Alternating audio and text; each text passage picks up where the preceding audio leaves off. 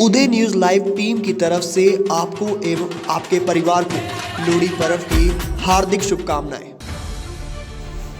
Operation red rose के अंतर्गत राज्य में शराब की तस्करी के विरुद्ध अपनी कोशिशें जारी रखते हुए आबकारी विभाग पंजाब ने जीरकपुर इलाके में स्कॉच की बोतलों में सस्ते ब्रांड शराब भरने की कार्रवाई में शामिल मुख्य दोषी को काबू करके बड़ी सफलता हासिल की है।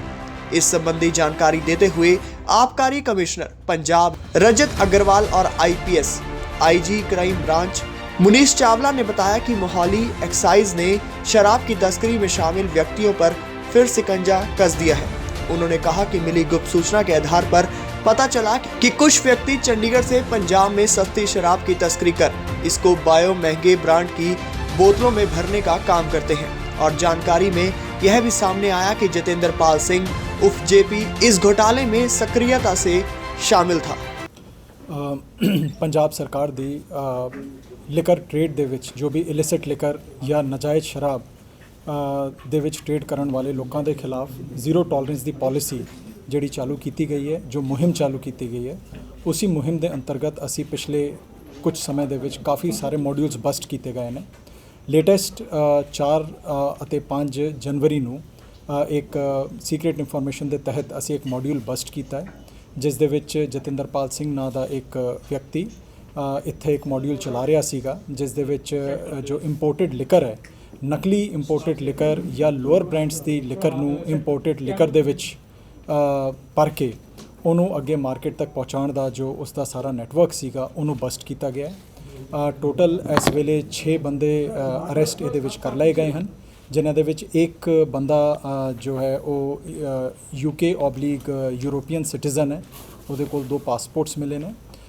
ਇਸ ਦੇ ਇਲਾਵਾ ਕਾਫੀ ਮਾਤਰਾ ਦੇ ਵਿੱਚ ਸ਼ਰਾਬ ਦੀ ਬਰਾਮਦਗੀ, ਕਾਫੀ ਮਾਤਰਾ ਵਿੱਚ ਬੋਟਲਸ, ਕੌਰਕਸ ਐਂਡ ਜਿਹੜੇ ਢੱਕਣ ਹੈਗੇ ਆ ਉਹਨਾਂ ਦੀ ਬਰਾਮਦਗੀ ਹੈ। ਇਸ ਤੋਂ ਇਲਾਵਾ ਪੁਲਿਸ ਦੀ ਯੂਨੀਫਾਰਮ, ਉਹਨਾਂ ਦੇ ਸ਼ੋਲਡਰ ਬੈਚਸ, ਕੁਝ ਆਰਮਸ, ਏਅਰ ਪਿਸਟਲਸ, ਰਿਵਾਲਵਰ, 30 ਦੇ ਕਰੀਬ ਮੋਬਾਈਲ ਫੋਨਸ, ਟੈਬਸ, ਇਸ ਤਰੀਕੇ ਦੀ तमाम ਜਿਹੜੀ ਚੀਜ਼ਾਂ ਹੈਗੀਆਂ ਉਹ ਰਿਕਵਰ ਕੀਤੀਆਂ ਗਈਆਂ ਨੇ।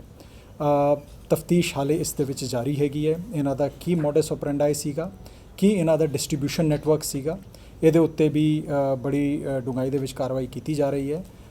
ਇੱਕ ਲਿਕਰ ਬਿਜ਼ਨਸਮੈਨ ਦਾ ਨਾਂ ਇਸ ਦੇ ਵਿੱਚ ਆਇਆ ਸੀ, ਉਸ ਨੂੰ ਵੀ ਅਰੈਸਟ ਕੀਤੀ ਗਈ ਹੈ ਅਤੇ ਉਸ ਦੇ ਪ੍ਰੈਮਿਸਿਸ ਦੇ ਉੱਤੇ ਵੀ ਰੇਡ ਕੀਤੀ ਗਈ ਹੈ। ਇਹ ਤਫਤੀਸ਼ ਅੱਗੇ ਜਾਰੀ ਰੱਖਾਂਗੇ। ਇਸ ਦਾ ਸਾਰਾ ਮੋਡਸ ਆਪਰੈਂਡਾਈ ਜੋ ਇਨਵੈਸਟੀਗੇਸ਼ਨ ਦੇ ਵਿੱਚ ਨਿਕਲ ਕੇ ਆਇਆ ਹੈ, ਸੋ ਇਹਦੇ ਇੰਟਰਸਟੇਟ ਰੈਮੀਫਿਕੇਸ਼ਨਸ ਹੈਗੇ, ਸਟੇਟ ਤੋਂ ਬਾਹਰ ਤੋਂ ਮਟੀਰੀਅਲ ਇੱਥੇ ਲਿਆਣ ਕੇ ਉਹ ਭਰੇ ਜਾ ਰਹੇ ਸੀਗੇ ਐਂਡ ਅੱਗੇ ਡਿਸਟ੍ਰੀਬਿਊਸ਼ਨ ਨੈਟਵਰਕ ਵੀ ਲੱਗਦਾ ਹੈ ਕਿ ਇਹ ਇੰਟਰ ਜੁਰਿਸਡਿਕਸ਼ਨ, ਇੰਟਰ ਸਟੇਟ ਨਿਕਲ ਕੇ ਆਉਣ ਦੀ ਸੰਭਾਵਨਾ ਹੈ।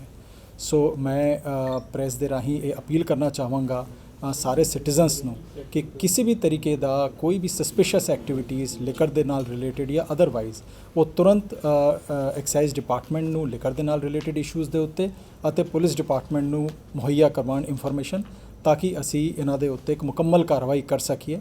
मैं सरकार के बिहाफ पे एश्योरेंस देना चाहूँगा कि साड़ी जीरो टॉलरेंस की जो पॉलिसी हैगी वो जारी रहेगी एंड कोई भी व्यक्ति किसी भी अदारे का कोई भी वो सोशल स्टैंडिंग होवे अगर इस गलत करता हुआ पाया गया तो डेफिनेटली वो उत्ते सख्त कार्रवाई की जाए। जी, ये एक स्पैशल इन्वेस्टिगेशन टीम भी बनाई गई है, जिस दे विच सीनियर अफसर नॉमिनेट किए गए हैं पुलिस डिपार्टमेंट वालों एंड वो इसकी इन डेप्थ इन्वेस्टिगेशन जी है वो कर रहे हैं। Thank you. So I will leave it to SSP साहब कि दस दें। ਗੁਰਪ੍ਰੀਤ ਸਿੱਧੂ ਬੇਸਿਕਲੀ ਚੰਡੀਗੜ੍ਹ ਨੂੰ ਹੀ ਬਿਲੋਂਗ ਕਰਦਾ ਹੈ, ਬਟ 2006 'ਚ ਸ਼ਿਫਟ ਕਰ ਗਿਆ ਸੀਗਾ ਜੀ। ਇਹਦੇ ਕੋਲ 2 ਪਾਸਪੋਰਟ ਹੈਗੇ ਆ, UK ਤੇ ਇੱਕ ਜਰਮਨੀ ਦਾ। ਹੁਣ ਪਾਸਪੋਰਟ ਦੀ ਅਥੈਂਟਿਸਿਟੀ ਵੀ ਅਸੀਂ ਕਰ ਰਹੇ ਕਿ ਜਰਮਨੀ ਵਾਲਾ ਕਿਸ ਬੇਸ ਤੇ ਡਿਊਲ ਸਿਟੀਜ਼ਨਸ਼ਿਪ ਇਹ ਲੈ ਰਿਹਾ ਹੈ।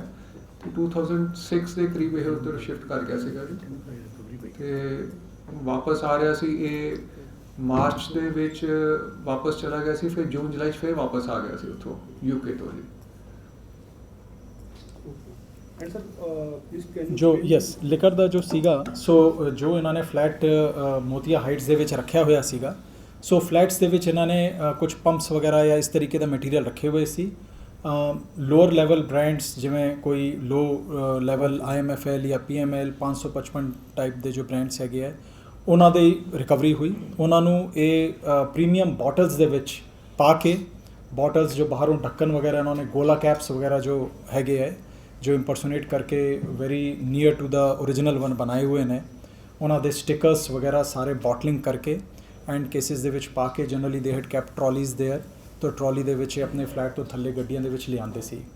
ਹੁਣ ਅੱਗੇ ਇਹਦਾ ਕਿਸ ਤਰੀਕੇ ਅੱਗੇ ਮਾਰਕੀਟ ਦੇ ਵਿੱਚ ਪਹੁੰਚਦੀ ਸੀਗੀ ਇਹ ਮੈਟਰ ਆਫ ਇਨਵੈਸਟੀਗੇਸ਼ਨ ਹੈ। One lead that we got was this Mr. Ashu, who is a liquor businessman in Chandigarh area, and probably he has his business in other parts of state as well. Check कर रहे हैं तो ਉਹਦੇ ਰਾਹੀਂ ਜਿਹੜਾ ਹੈਗਾ ਇਹ ਨਾਂ ਸਾਹਮਣੇ ਆਇਆ ਹੈਗਾ ਕਿ ਇਹ ਮਾਰਕੀਟਿੰਗ ਜਾਂ ਰॉ ਮਟੀਰੀਅਲ ਜੋ ਲੋਅਰ ਲੈਵਲ ਕੇ ਬ੍ਰਾਂਡਸ ਹੈਗੇ ਆ ਉਹ ਉਹਨਾਂ ਤੋਂ ਲੈਂਦੇ ਸੀ। ਸੋ ਪ੍ਰੀਲਿਮਿਨਰੀ ਇਨਵੈਸਟੀਗੇਸ਼ਨ ਦੇ ਵਿੱਚ ਇਹ ਚੀਜ਼ ਇਨਵੈਸਟੀਗੇਸ਼ਨ ਇਹ ਤਾਂ ਹੁਣ ਕਹਿ ਰਹੇ ਕਿ ਅਸੀਂ 1 ਸਾਲ ਤੋਂ ਚੱਲ ਰਿਹਾ ਸੀਗਾ। ਪਲੱਸ ਸਪਲਾਈ ਕਿੱਥੇ ਹੁੰਦੀ ਸੀ ਸਾਡੇ ਕੋਲ ਸਾਰੀਆਂ ਦੀ ਡਿਟੇਲਸ ਹੈਗੀਆਂ ਬਟ ਮੈਂ ਇੱਥੇ ਨਹੀਂ ਦੱਸਣੀ ਚਾਹੂੰਗਾ ਕਿਉਂਕਿ ਅਸੀਂ ਸਾਰਾ ਉਹ ਚੀਜ਼ ਤੇ ਇਨਵੈਸਟੀਗੇਟ ਕਰ ਰਹੇ ਹਾਂ।